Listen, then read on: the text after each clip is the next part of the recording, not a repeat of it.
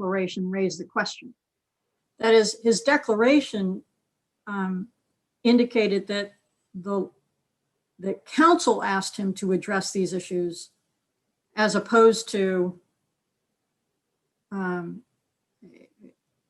well, you've answered the question, it's fine. The way he framed the analysis suggested to me that there was this potential that the lawyers had framed the market, not the expert. And Dr. Evans' reputation would not permit him to just take a market that was thrust on him by counsel, and we wouldn't do that with him and ask him to put his name on the line if he didn't believe in the argument that he was developing and presenting to the court. And does he have any reservations about the ability of either Professor Hitt or Professor Schmalzl? I don't know if I'm saying that right. I believe it's Schmalzl, Your Honor. Schmalzl. To opine on the topics in terms of their expertise? Dr. Evans certainly has no reservations about Professor Schmalzl. The two of them have co-authored several books together. So I think there is a great deal of mutual respect between the two of them. And I expect that Mr. Doran would say the same about Professor Schmalzl's view of Dr. Evans.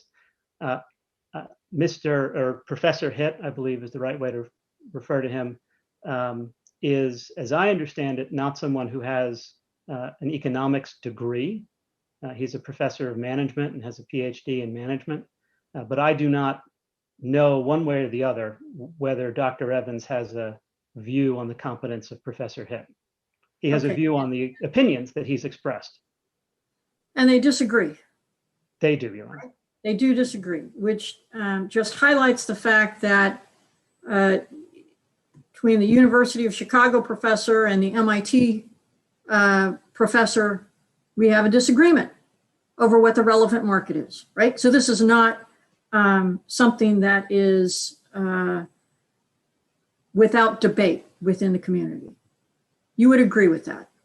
Well, I agree that there are people on both sides, but I would say, Your Honor, that the test that Professor Hitt applied is just not the right test under the law.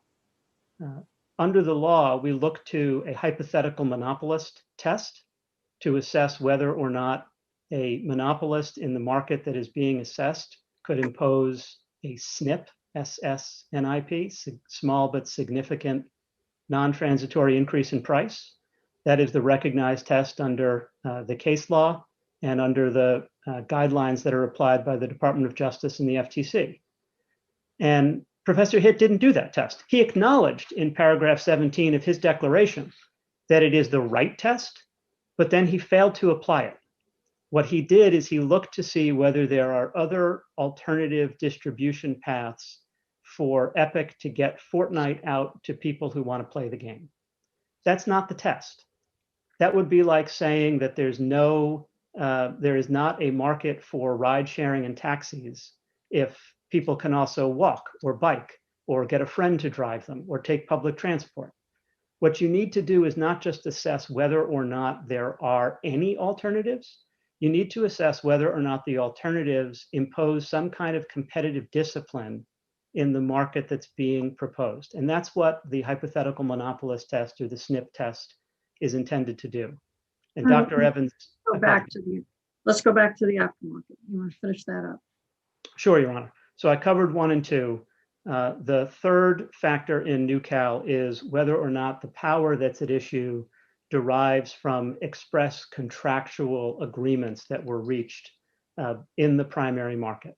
So here, there are no such contractual agreements in the primary market between the users of the iOS platform and Apple, that they will only download apps in certain ways. And Apple has not argued to the contrary in its papers about any contracts between users and Apple.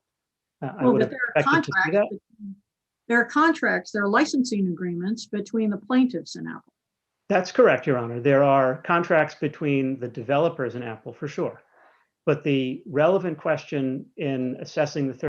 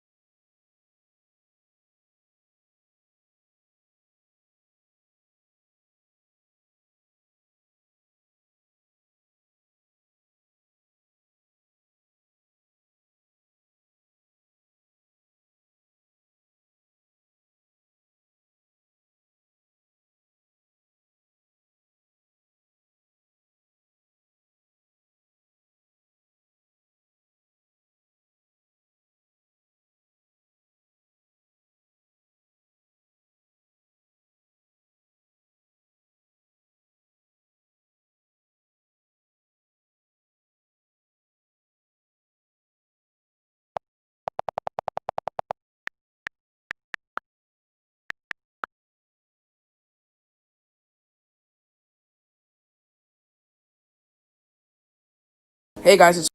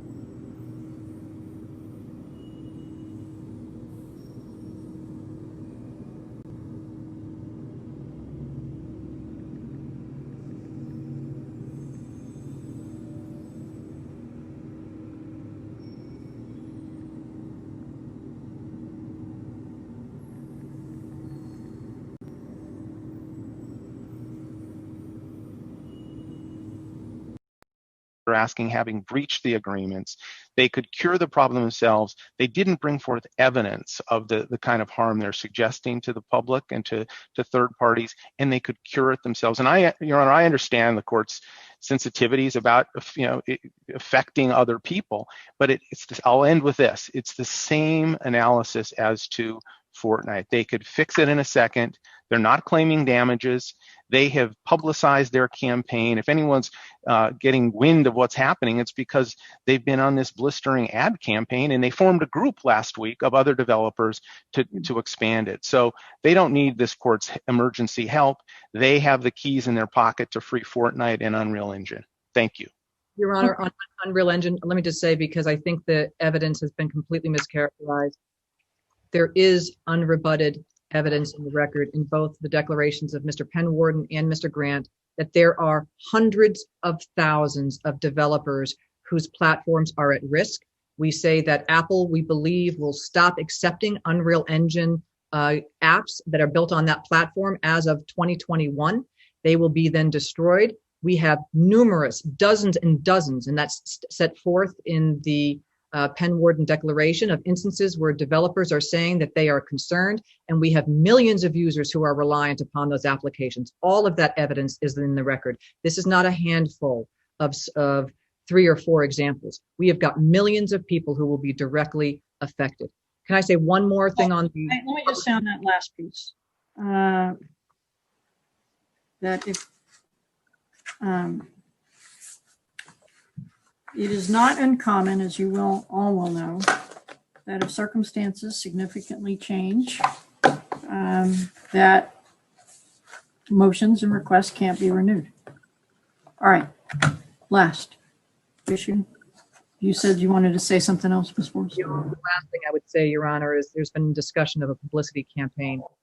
All I would say with that is when you are taking on the biggest company in the world, and you're taking it on where you know it's going to retaliate, you don't lie down in the street and die.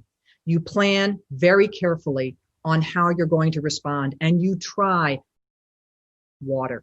And that's what we've done here. Yes, there's been a publicity campaign. We took on the biggest company in the world that is fighting us hard, and we knew that. Your Honor, may I address that just briefly?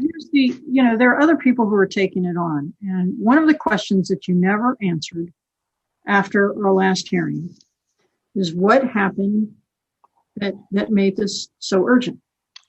The topic related to the App Store is not a new topic. I tried a case over the alleged monopoly that Apple had with respect to iPods. It was so old by the time I got it. It was so old by the time we tried it that we had to bring iPods into the courtroom because no one knew what they were. And in fact, I'd forgotten you have to put headphones in. I tapped the little button expecting to hear the music and nothing came out. Until then I remembered, oh, you need headphones for these things. So we tried that case. And Apple won on the security issues in front of a jury. So this isn't just some judge. This was a jury who made that call. And there is active litigation happening in the Cameron case and in the Pepper case on this topic. So, you know, the Epic can choose to go out on its own, that's fine. But it's not as if others aren't taking Apple on. I understand. Can I just address the idea of why did we do it? And just very, very briefly, we have heard in this case and in the Apple's papers that there is no separate market for the App Store and IAP. If we had brought a declaratory judgment argument that said that there were separate products and they were tied together, what you would hear from Apple is that they are integrated, that there is no separate demand. What we did when we released the hotfix is we showed that there was separate demand. We did proof of concept. We eliminated Apple's ability to say that there is no separate product. We showed that there is. That gives us something that we would otherwise have been unable to have. We had it for 6 hours, but by golly, those were an important 6 hours. We showed that consumers want the choice, that they